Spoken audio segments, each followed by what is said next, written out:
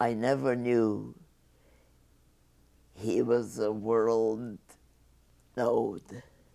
humorist who took an ordinary language like Yiddish, kitchen language, that illiterate women spoke, and turned it into literature. He loved the Yiddish language.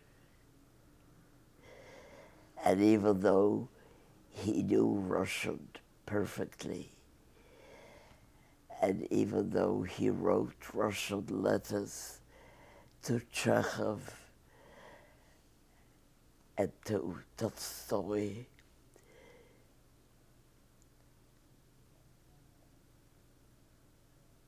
he chose to write his creations in Yiddish.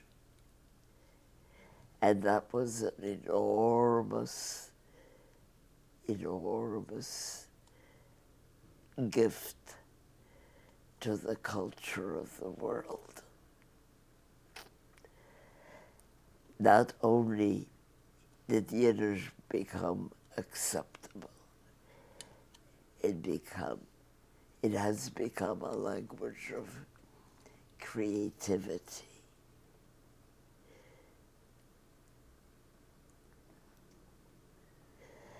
That was his great contribution to world literature. And he wrote constantly. He never stopped writing. Even when he died, people who kept watch around his bed said his hand kept moving on the sheets.